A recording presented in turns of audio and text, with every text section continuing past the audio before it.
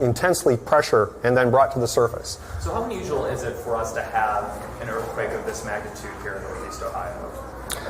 Not that unusual. We get a magnitude 4 earthquake about every 10 years. What's probably unusual for this one is the number of people who have felt this one.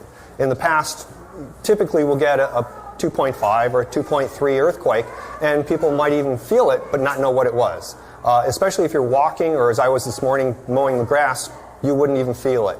Especially if you're on a boat out in Lake Erie or driving a car, again, you're not going to feel even a 4 or 5 earthquake at sometimes.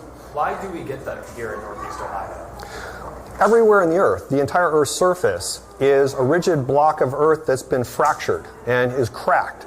Sometimes the cracks move, and that causes an earthquake. So these cracks are all over the world.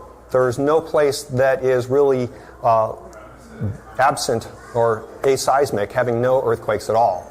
It's just that there are places like California, which are active plate tectonic boundary between two large plates, causing lots of earthquakes all the time, focuses everybody's attention.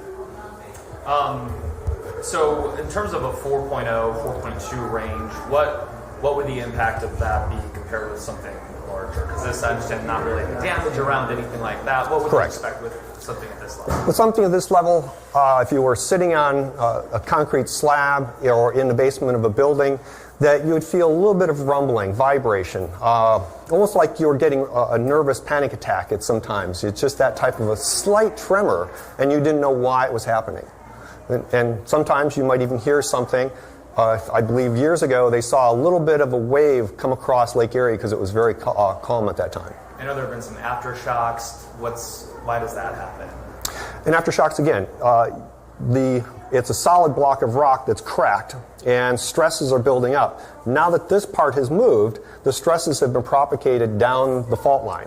So it's getting to other places where it sticks. They'll build up stress, and then they'll release. But you never get anything larger than the first one. They'll always be much smaller, and it's the Earth adjusting to that stress field. And you had said earlier on the phone about the wet weather we've been having recently potentially playing a role. Talk a little bit about why that is. Sure. Oh, well, you take any two dry substances, like two blocks of concrete, and push them against each other, and they stick. But a little bit of water causes lubrication for them to slide. And every spring we get lots of water. There's a possibility. There's many different factors what triggers an actual earthquake. But as we see in California, the faults that are under lakes never have any earthquakes because they're constantly lubricated by the mountain lakes. And that's a possibility that one of the factors with all this rain we've having has the waters finally trickled down deep enough into the fault zone that it's caused stress to be released, pushed down farther to another part of the fault where it isn't maybe drier, and that's where it fractured. So could there potentially be an aftershock that would be even larger than the original that we saw? No, I doubt it. And then just if you can just kind of sum up for someone who has no idea what is an earthquake, just for in layman's terms. Well, it's the Earth, just due to different stresses, taking a solid material, it breaks. And there are these breaks all over the place. But for some reason, the pressures of the Earth are pushing on it, and it cracks or moves. And it's like taking a pebble and throwing it into a pond.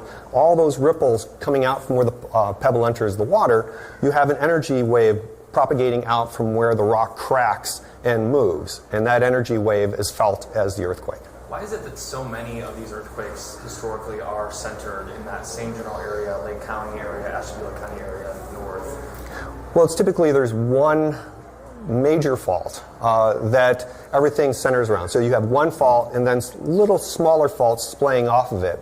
And that is, since it's a large broken surface, it's more susceptible to movement. So the stresses sort of congregate at that point and push that direction. Anyone else? Okay. Any other questions? Anything else you want to add? You have plenty to use. I think Okay. All set here. Okay. Thank you. I know a couple other. grab my mic on his back. I love teaching about this topic, and if you give me an hour, I could probably put together a really great lecture for you. Yeah. They won't give us an hour. I know. Usually we don't have I know. But They give us a minute 30. Tangled. If that. Come underneath that.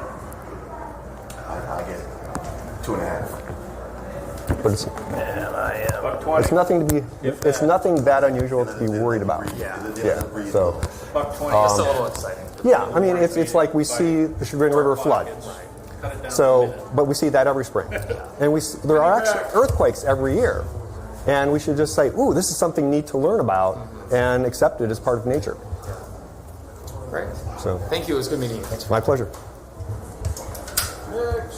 Oh, okay. You got it? Nice to meet you. Nice to meet you. Oh, okay. What do we got here? We still going with this? Oh, okay. Later. Rock, I'll see you later, Matt. See ya. Take it easy. So. I'm gonna probably have you do